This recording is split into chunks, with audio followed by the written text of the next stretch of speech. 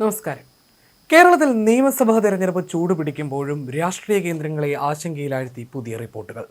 ഇത്തവണ അധികാരത്തിൽ വരുന്ന സർക്കാരിന് 5 വർഷം തികച്ചു ഭരിക്കാൻ കഴിയില്ലെന്നും 2029 ലോക്സഭാ തെരഞ്ഞെടുപ്പിനൊപ്പം കേരളവും വീണ്ടും പോളിംഗ് ബൂത്തിലേക്ക് നീങ്ങേണ്ടി വരുമെന്നുമാണ് സൂചനകൾ. കേന്ദ്ര സർക്കാർ നടപ്പിലാക്കുന്ന ഒരു രാജ്യം ഒരു തെരഞ്ഞെടുപ്പ് പദ്ധതിയുടെ ഭാഗമായി സംസ്ഥാന നിയമസഭകളുടെ കാലാവധി പുനർനിശ്ചയിക്കാനുള്ള നീക്കമാണ് ഇതിന് പിന്നിൽ.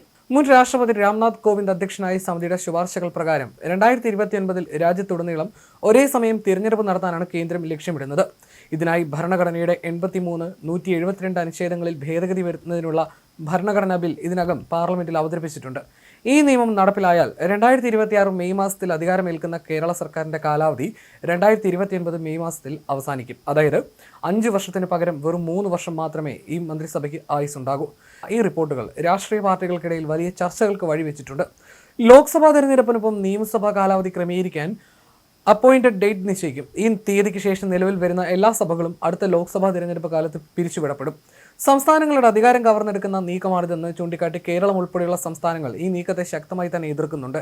ഇടയ്ക്കിടെയുള്ള തിരഞ്ഞെടുപ്പുകൾ ഒഴിവാക്കാനും ഭരണ ചെലവ് കുറയ്ക്കാനുമാണ് ഈ പരിഷ്കരണമെന്നാണ് കേന്ദ്ര നിലപാട്. എന്നാൽ ജനവിധി 5 വർഷത്തേക്കാണെന്നിരിക്കെ അത് 3 വർഷമായി ചുരുക്കുന്നത് ജനാധിപത്യ വിരുദ്ധമാണെന്ന വാദവും ശക്തമാണ്. വരാനിരിക്കുന്ന തെരഞ്ഞെടുപ്പിൽ ജയിച്ചു കയറുന്ന മുന്നണിക്ക് തങ്ങളുടെ വികസന പദ്ധതികൾ പൂർത്തിയാക്കാൻ വെറും 3 വർഷം മാത്രമേ ലഭിക്കൂ എന്നത് ഭരണപരമായ വലിയ വെല്ലുവിളിയാകും. 2026 ഏപ്രിലിൽ നടക്കുന്ന വോട്ടെടുപ്പിലൂടെ തിരഞ്ഞെടുക്കപ്പെടുന്ന ജനപ്രതിനിധികളുടെ ഭാവി ഈ നിയമ ഭേദഗതിയെ ആശ്രയിച്ചിരിക്കും. വരും ദിവസങ്ങളിൽ ഇത് സംബന്ധിച്ച് കൂടുതൽ വ്യക്തത കേന്ദ്ര സർക്കാരിൽ നിന്നും ഉണ്ടാകുമെന്നാണ് പ്രതീക്ഷിക്കപ്പെടുന്നത്.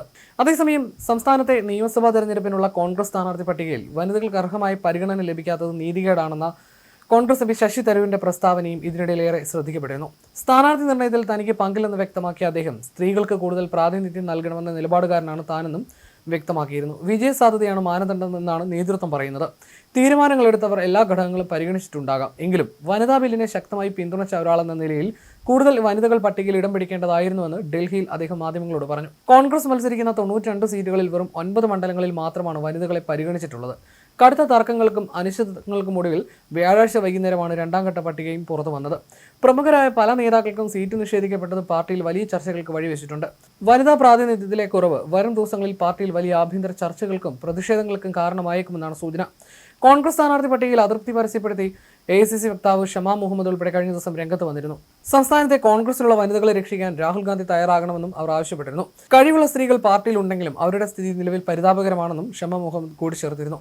പരാജയപ്പെടുമെന്നും ഭയം നല്ല താനിത് പറയുന്നതെന്നും അർഹമായ പ്രാതിനിധ്യം സ്ത്രീകൾക്ക് ലഭിക്കാത്തതിലായിരുന്നു തന്റെ പ്രതിഷേധമെന്നും അവർ നിലപാട് വ്യക്തമാക്കിയിരുന്നു.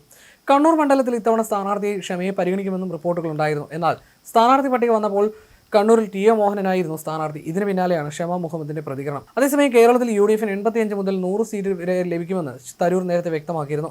തന്റെ സഹപ്രവർത്തകർ വലിയ ആത്മവിശ്വാസത്തിലാണെന്നും തരൂർ വാർത്താ ഏജൻസിക്ക് നൽകിയ അഭിമുഖത്തിൽ വ്യക്തമാക്കിയിരുന്നു. മുഖ്യമന്ത്രി സ്ഥാനത്തിനായി ആർക്കും അവകാശവാദം ഉന്നയിക്കാനാകില്ലെന്നും തീരുമാനം ഹൈക്കമാൻഡിന്റേതാണെന്നും തരൂർ പറഞ്ഞു.